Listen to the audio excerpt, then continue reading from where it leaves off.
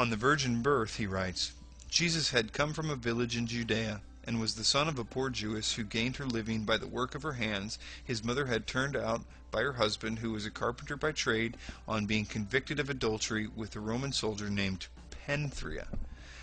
Being thus driven away by her husband and wandering about in disgrace, she gave birth to Jesus, a bastard. Celsus acknowledges Jesus' birth and existence, but does not accept the concept of a virgin conception. He tries to dismiss Mary's premarital pregnancy as a result of an affair she had with a Roman soldier.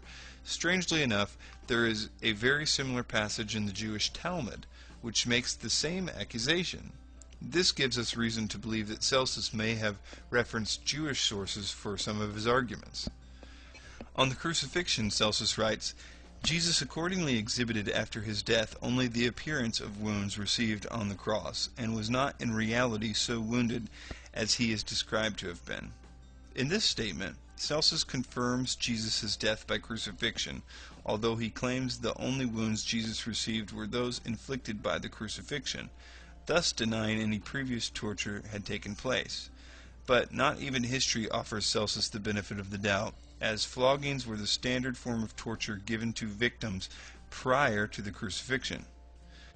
Celsus contradicts himself yet again when he later states that Jesus was probably never even crucified, but instead had an impostor die in his place. Skeptic Interjection 1. Celsus also states, "It is clear to me that the writings of the Christians are a lie, and that your fables are not well enough constructed to conceal this monstrous fiction." So how do we know that Celsus is referring to a historical Jesus and not just debating a myth of Jesus? Answer. Evidence which shows Celsus to be refuting aspects of a historical Jesus is as follows. Number 1. Satisfied with his presentation of evidence, Celsus offers his conclusion that Jesus was only a man, not a myth or a god, as the apostles had claimed. That's pretty clear that he thought that he existed. Number 2, instead of denying the alleged events, Celsus offers alternative theories to the early Christian claims, like the virgin birth being a cover-up for an illegitimate pregnancy, and the miracles actually being the works of sorcery. If he was discussing a mythical character, he would not have needed to go to such lengths, but to merely have dismissed Jesus as a myth. After all, there is no easier way to discredit a religion than to assert its founder never existed. Of course, this is the argument. Gaius Suetonius Tranquillus lived from 69 to 130 AD. Suetonius was a prominent Roman historian who recorded the lives of Roman Caesars and historical events surrounding their reigns. He served as a court official under Celsus never makes. Number 3. Celsus refers to his belief that the claims such as the virgin birth and the resurrection were embellishments created by Christians, not that Jesus himself was a myth. Celsus was debating the claims of Jesus' divinity, not his existence. Gaius Suetonius Tranquillus lived from 69 to 130 AD. Suetonius was a prominent Roman historian who recorded the lives of Roman Caesars and historical events surrounding their reigns. He served as a court official under Hadrian and as an analyst for the imperial house. Suetonius records the expulsion of Christian Jews from Rome, mentioned in Acts 18 verse 2, and confirms the Christian faith being founded by Christ. He says, "As the Jews were making constant disturbances at the instigation of Christus, Claudius expelled them from Rome." Skeptic Interjection 1. Because Suetonius misspells Christus as Chrestus, is it possible that he was referring to someone else? Answer. Because Chrestus was an actual Greek name, critics speculate Suetonius may have been referring to a specific civil agitator. I would like to present a few arguments as to why I feel this is a reference to Jesus. In order to get as close to the author's intent as possible, this is the passage as it exists in the original Latin. Suetonius seems to imply the word Christus as a title, not as a reference to a particular rebel. Though I have seen critics cite the passage as a certain one, Christus, we can see that this is incorrect by the lack of the original quodam in the original Latin. Suetonius uses the word instigation, not instigator. The Latin word referring to an instigator is impulsor, but the term referring to an instigation is impulsore. And this is the word Suetonius uses, thus affirming the belief that he is using the word Christus as a title and not as a name. It was common for both pagan and Christian authors to spell the name using either an E or an I, and we know that the Christian authors were obviously referring to Jesus when they spelled the name Christus. Tertullian criticizes pagan disdain or hate for Christianity and points out the fact that they can't even spell the name correctly.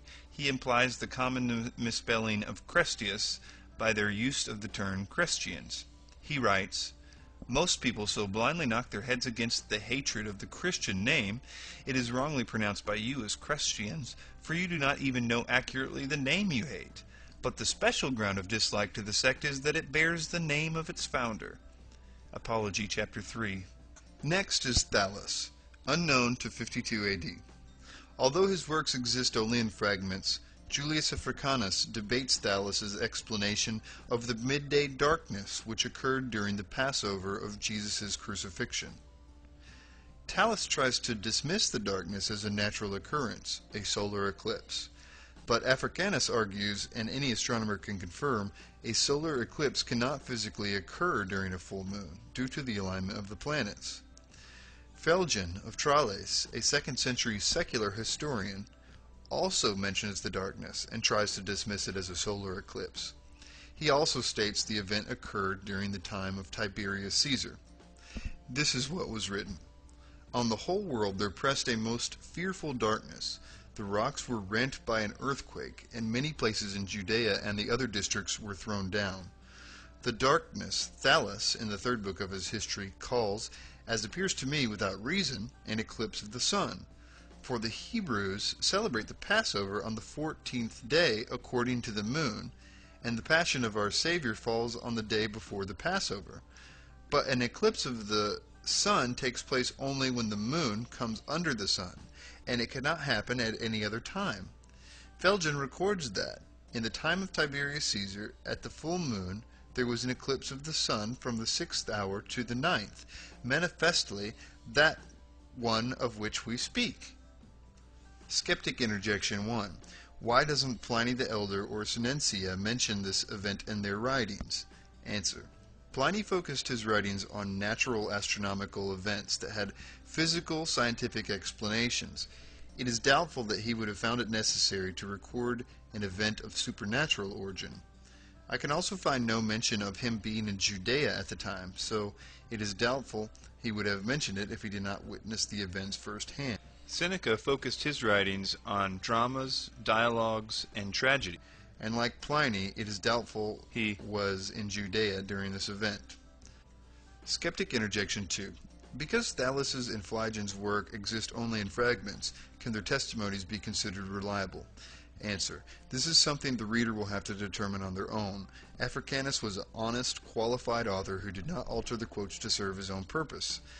This is very likely considering what we know about Africanus. Africanus' methods were highly respected by his peers, he was often quoted by other authors, he had even chastised his friend and fellow Christian Origen for citing information from a spurious, unreliable source. It also must be noted that Thallus never said this eclipse did not happen, but instead was trying to actually come up with a scientific explanation to the eclipse instead of assigning it to divine origins. Next is Mara bar Superion. Mara bar Superion of Syria penned this letter from prison to his son. What advantage did the Athenians gain from putting Socrates to death? Famine and plague came upon them as a judgment for their crime. What advantage did the men of Samos gain from burning Pythagoras? In a moment their land was covered with sand. What advantage did the Jews gain from executing their wise king? It was just after that that their kingdom was abolished. God justly avenged these 3 wise men. The Athenians died of hunger, the Samians were overwhelmed by the sea, the Jews, ruined and driven from their land, live in complete dispersion. But Socrates did not die for good. He lived on in the teachings of Plato. Pythagoras did not die for good. He lived on in the statue of Hera. Nor did the wise king die for good. He lived on in the teaching which he had given. Skeptic interjection.